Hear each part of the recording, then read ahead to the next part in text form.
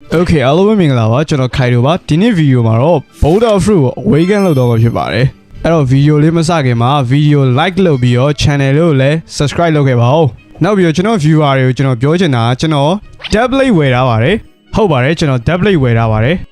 ဒီမှာတွေ့တာကျွန်တော် tablet ဝယ်ထားပြီဓာတ်ကြီးကိုထမ်းထားတဲ့ပုံစံကတော့မိုက်တယ်နော်ဒီမှာဆိုဓာတ်ကိုကင်လိုက်တဲ့ပုံစံလည်းမိုက်တယ်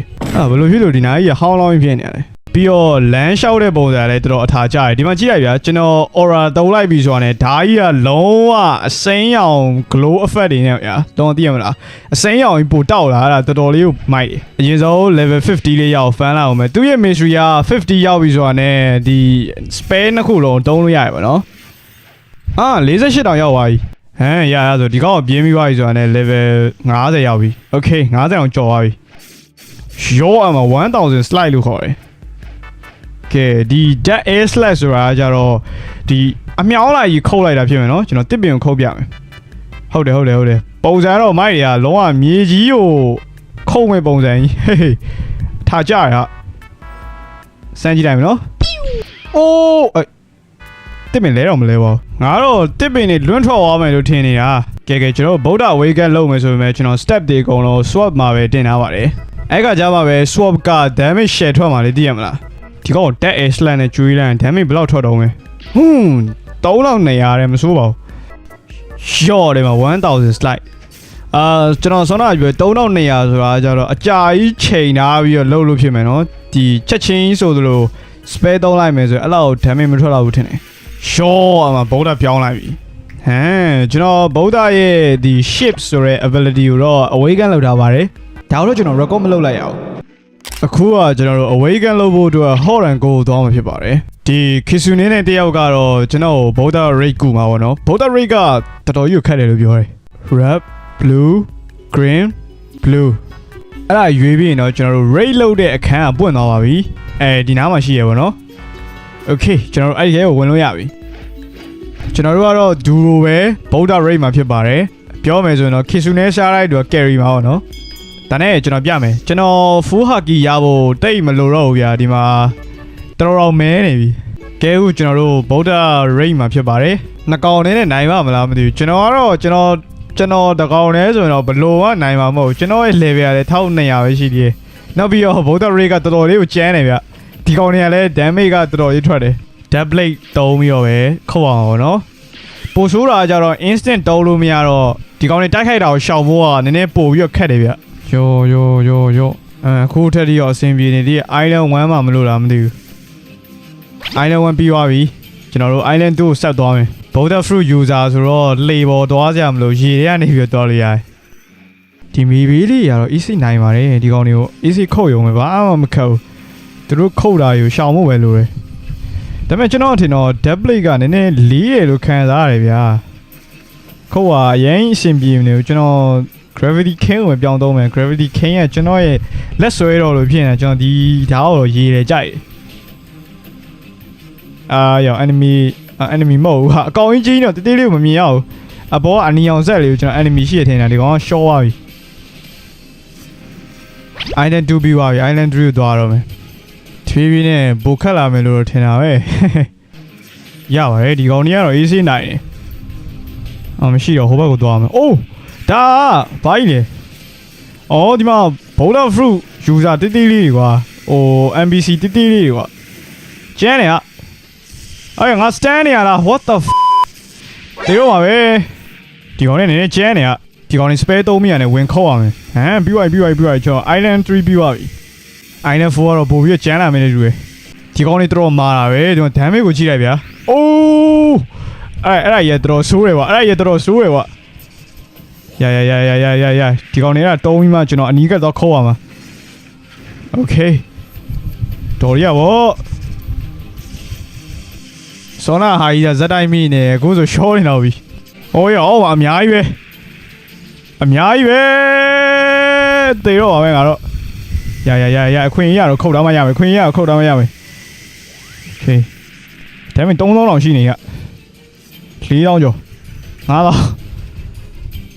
ဒီဘေးတော်မိုင်းနော်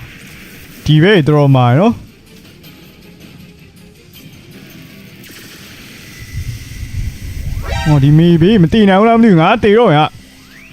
ပြီကျွန်တော် Island 5ရောက်သွားပြီကျွန်တော်တွေးလို့လည်းကြည့်ပါဦးဗျာ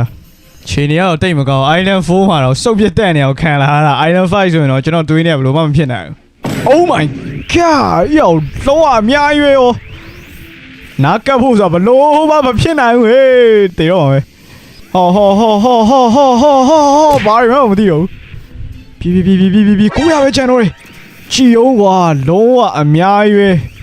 ဟာဟိုဘက်မတေသေးရငါရောလို့မဆုံး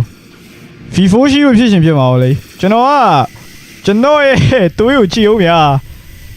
အကုန်အပြေးမှ4000ဆိုဘလို့မှကတ်လို့မရဘူးswap ပြောင်းလာတယ် double ပြောင်းလာလိုက်မယ် double နဲ့ဆိုကျွန်တော် dead air slant နဲ့အဝေးကနေလန့်ပြီးခုတ်လို့ရတယ်ကဲကို spare လေးတုံးပြီးပြေးမှရမယ် spare တုံးတာတော့မထိပါဘူး Okay ပြီတကယ်ခက်တယ်ကွာတော်ခက်တယ်ဟာမနောက်ကျွန်တော် level အနေနဲ့ပြောရရင်တော့ Boulder Ray ကတော်တော်လေးကိုခက်တယ်ရသလောက်တော့ခုတ်ထားမယ်လေရောက်တယ်မလားရသလောက်တော့ခုတ်ထားမယ်လေ Okay တော်ရရပါကွာအိုးကျန်းတော်နေရပဲ boss ကကက်လို့တော့ရမှာမဟုတ်နောက်ပြီးတော့ကျွန်တော်သတိထားမိရ boss ကတွေးမပါဘူးအဲ့လိုနဲ့ကျွန်တော်ပထမဆုံးအချိန်မှာတေသွားပါတယ်ကျွန်တော်မနာကိုသိတာ Boulder Ray မှာအထူးသဖြင့် boss ကတော်တော်ကျန်းတာဗျာ boss နာကိုကတ်ဖို့ဆိုတော့တော်တော်ခက်တယ်ဗျကျွန်တော် level 1200နဲ့ကတော့လောကမဖြစ်နိုင်ဘူးလို့တော့ပြောလို့ရတယ်ဒါမဲ့လည်းကျွန်တော် damage ပေးလိုက်ပြေးလိုက်ပဲလုပ်လို့ရမှာ Okay ခုကတော့အဆင်ပြေနေသေးတယ်ပြေးလိုက်ခုတ်လိုက်နဲ့လောရတာ boss တကောင်ပဲကြံတော့တယ်ဒီကောင်တော့ခုတ်ရမယ် damage ကိုတက်နိုင်တော့ပေးရမယ်อุ้ยကျန်းနေဒီပဲကျန်းနေရောအမစားလိုက်တော့ဟာတလွဲခုတ်အဲ့ကောင်ခုတ်ပြီ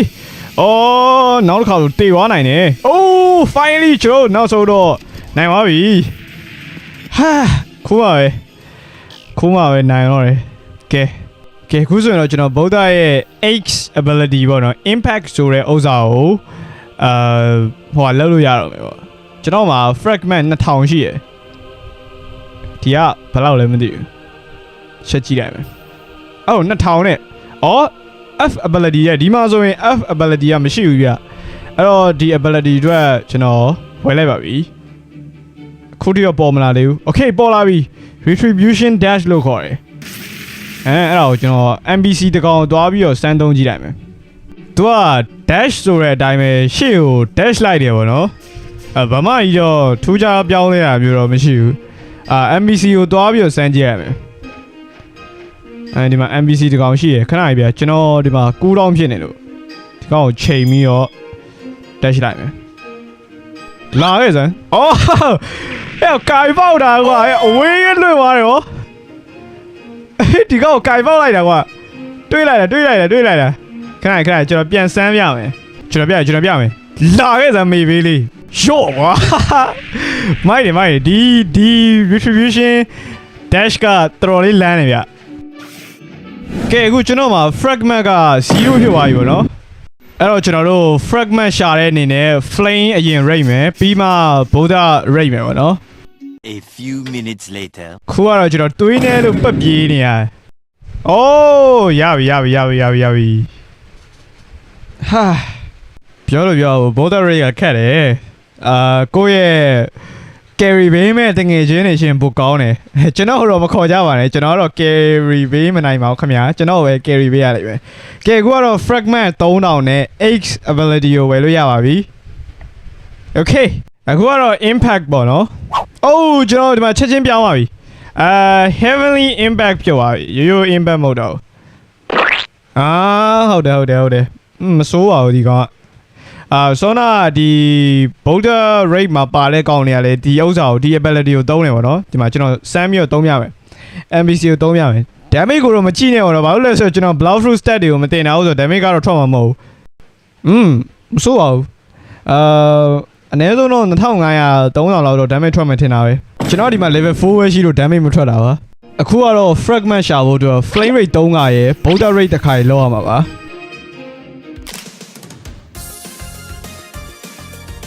damage က3,000တောင်ကျော်တော့မယ်ပြောရင်ဆိုရင်3,000ကျော်သွားပြီ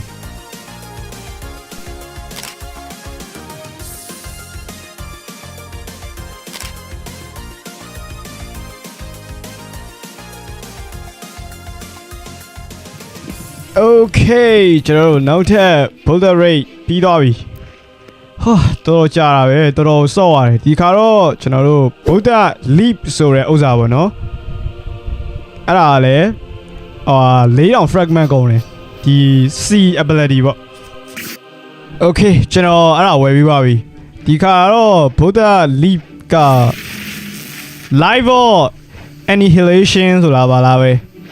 အဲ့ဒါဖြစ်သွားပြီကျွန်တော်စမ်းပြီးတော့သုံးကြည့်လိုက်မယ် C ပေါ့နော်ဒီမှာ NPC ကိုကျွန်တော်စမ်းသုံးပြမယ် Oh my god Oh မိုက်တယ်တော်တော်မိုက်တယ်damage မထွက်ဘူးဆိုတော့ဆောနာကျွန်တော်ပြောသလိုပဲကျွန်တော်မှာ block through stat တွေမရှိလို့ပါနော်ထပ်ပြီးတော့သုံးကြည့်လိုက်မယ်ဒီအောင်ဖိထားပြီးတော့အဲ့လိုမျိုးပောက်ကွဲလိုက်တဲ့အခါမှာ damage တွေပိုထွက်တယ်ပေါ့နော်ဒါတော့ဒီ live annihilation လို့ခေါ်ပါတယ်annihilation လို့လည်းခေါ်လို့ရတယ်ပေါ့နော်ဒါကတော့UK နဲ့ US နဲ့အတန်တော့ကသူချင်းမတူပါလေဟုတ်တယ်မလားဟိုanti hero တို့ anti hero တို့ anti villain တို့ anti villain တို့တရားမလားအဲ့လိုမျိုးအခေါ်ပေါ်ရှိရတယ်အခုနောက်ဆုံးချက်နေရဲ့ ability ကို awaken လုပ်ဖို့အတွက်ကျွန်တော် flame rate 4ကနေ boulder rate တစ်ခါလောက်ရမှာဖြစ်ပါတယ် damage ကို show အခုကကျွန်တော် flame တယောက်တည်း rate နေရပါတော့တယောက်တည်းဆိုပေမဲ့ flame rate ကတော့တယောက်တည်းနိုင်ပါတယ် boulder rate ပဲတယောက်တည်းမနိုင်တာ easy ပဲ okay ကဲအခုကျွန်တော်1000 fragment 1000ရပါပြီကျွန်တော်နောက်တဲ့ flame rate ထပ်ပြီးလောက်အောင်မယ်ကဲကျွန်တော်1000ထည့်ရပါပြီဘယ်လောက်မှတော့မလိုတော့ဘူး A few minutes later. Okay နောက်ဆိုတော့ကျွန်တော်တို့ boulder သွားပြီငါ fragment မလောက်ဘူး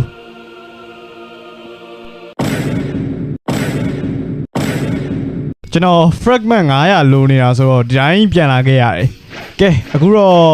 နောက်ဆုံး rate ပေါ့နော် boulder နောက်ဆုံး rate လောက်ပါမယ်ဒီကဆိုရင်တော့ကျွန်တော်တို့ boulder full awaken ဖြစ်သွားပြီကဲခုမှပဲပြီးရောတယ်ဒီကတော့ကျွန်တော်တို့ဒီ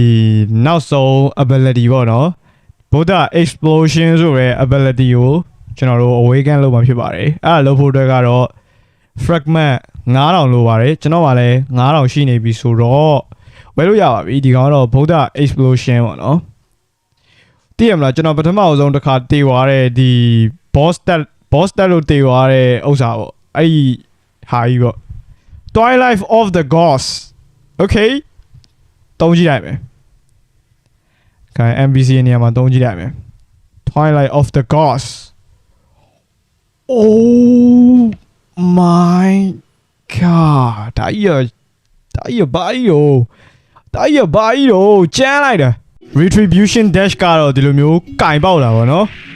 ဒီကောင်ကတော့ဒီပေါက်ကွဲတာပဲဘာမှထူးမဟုတ်ဘူးနောက်ပြီးတော့ဒီတစ်ခုကလည်းပေါက်ကွဲတာပဲကျွန်တော်အဲ့ဒါတွေကိုတော့အရန်ကြီးတော့မကြိုက်ဘူးမိုက်တယ်ဒါပေမဲ့ဒီနောက်ဆုံး Twilight of the Gods ဆိုတဲ့ဟာကြီးကတော့ရေလေကျန်းတယ်ရေလေလန်းတယ်သူ့ရဲ့အတန်ကလည်းစောက်ရဲမိုက်တယ်ဗျာပြီးတော့ဒီ screen တွေမှာ shake ဖြစ်သွားတယ်လို့ခံစားရတယ်တော်တော်ကြီးကိုလန်းတယ်ဗျာမနောက်ဘူးကဲအဲ့တော့ဒီနေ့ရဲ့ video လေးတော့ဒီလောက်ပါပဲဒီ boulder fruit ကတော်တော်ကြီးကိုလန်းနေတယ်မှာပါပါတယ် boulder awaken ကိုတော့ကျွန်တော် 7.5 out of 10ပေးပါတယ်ကဲတော့ကျွန်တော်နောက်ထပ် video မှာပြန်ပြီးတွေ့ကြတာပေါ့